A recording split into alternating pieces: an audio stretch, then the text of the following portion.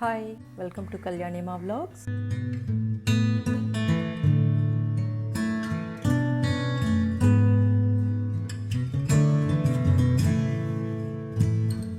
మనం ఒక్కొక్కసారి మామిడికాయ అనుకుని కోసి చూస్తే అది పండు అవుతూ కనిపిస్తుంది కదా. అప్పుడు ఏం చేయాలో అర్థం కాదు, ఎందుకంటే అటు పండు కాదు ఇటు కాయ కాదు. సో దాంతో ఈరోజు మనం ఒక మంచి మల్టీపర్పస్ రైతా చేద్దాం. ఇది చాలా సింపుల్గా కనిపిస్తుంది కానీ చాలా డిఫరెంట్గా ఉంటుంది, టేస్ట్ చాలా బాగుంది. ఇది స్నాక్స్తో, టిఫిన్స్తో, డైట్ ఫుడ్గా, రకరకాల సాలడ్స్లో, మగ్గించిన వెజిటబుల్స్లో వేసి తినొచ్చు. నేను బెండకాయలతో చేసి చూపించాను మీకు ఇక్కడ. మీరు దోసకాయ, వంకాయలు అలా మగ్గించి వేయొచ్చు అనమాట. ఓకే, దీనికి కావలసిన పదార్థాలు: ఇంకా పూర్తిగా పండని మామిడికాయ ఒకటి, అలాగని పండిన పండు మాత్రం తీసుకోకండి, టేస్ట్ బాగుండదు.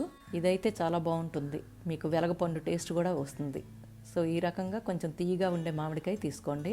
ఇంకా 2 పచ్చిమిరపకాయలు, కొంచెం నిమ్మరసం, కొంచెం ఉప్పు, 2 వెల్లుల్లి రెక్కలు. ఈ మామిడికాయని మనం ముక్కలుగా కోసుకొని ఇలా చేత్తో తోలు తీసేయచ్చు, చాలా ఈజీగా వచ్చేస్తుంది. సో ఇలా ఉంటే చాలా బాగుంటుంది. ఆ ముక్కల్ని మనం గ్రైండర్లో వేసి అందులోని కొంచెం ఉప్పు, నిమ్మరసం ఈ 2 వేసి గ్రైండ్ చేసుకోవాలి స్మూత్ పేస్ట్గా. ఇప్పుడు మనం గ్రైండ్ చేసి తెచ్చుకున్నాం, చాలా అందమైన బంగారు రంగులో ఉంది కదా. సో దాంట్లోనే సన్నగా తరిగిన పచ్చిమిరపకాయ ముక్కలు, క్రష్ చేసి కట్ చేసిన వెల్లుల్లి ముక్కలు. కొంచెం క్రష్ చేయండి దాన్ని, అలాగ కట్ చేస్తే బాగుండదు, దాని రసం కూడా దీంట్లో వస్తే బాగుంటుంది. సో ఇప్పుడు దీనికి పోపు పెట్టుకుందాం. పోపుకి కావలసిన పదార్థాలు: కొంచెం జీడిపప్పు ముక్కలు, ఆప్షనల్ అది, కొంచెం మినప్పప్పు, జీలకర్ర, నా దగ్గర పచ్చి కరివేపాకు లేదు సో ఎండు కరివేపాకు వేస్తున్నాను, కొంచెం ఆవాలు. ఇప్పుడు ఒక ప్యాన్లో 1.5 స్పూన్లు ఆయిల్ వేసి అది మొత్తం ప్యాన్ అంతా కలిసేటట్టు చూసి అందులో మనం కట్ చేసుకున్న బెండకాయ ముక్కలు వేసుకోవచ్చు. ఇది డైట్ చేసే వాళ్ళకి చాలా బాగుంటుంది.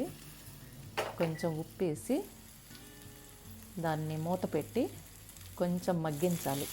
మరీ డ్రైగా గట్టిగా అయిపోయేటట్టు ఫ్రై చేయకండి, జస్ట్ మగ్గించండి అంతే.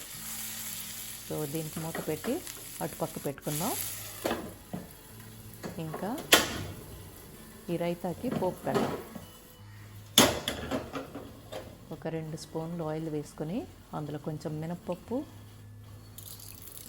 అది వేగిన తర్వాత కొంచెం ఆవాలు, అందులోనే కొంచెం జీలకర్ర, జీడిపప్పు, మీకు నచ్చితే వేసుకోవచ్చు, లేదన్నా పర్వాలేదు, కరివేపాకు, ఇవన్నీ వేసుకొని రైతా మీద పోపు పెట్టుకోవాలి. చూసారా ఎంత అందంగా ఉంది కదా. ఇది టేస్ట్ కూడా అంతే బాగుంటుంది, చేసి చూడండి. మనం మగ్గించిన బెండకాయలు రెడీ అయిపోయి అందులో కొంచెం కట్ చేసిన ఉల్లిపాయ ముక్కలు, కొంచెం వేయించిన జీలకర్ర పొడి లేదంటే చాట్ మసాలా వేసుకోవచ్చు. అందులో మనం తయారు చేసిన రైతా కొంచెం కలిపి వేసుకోవాలి.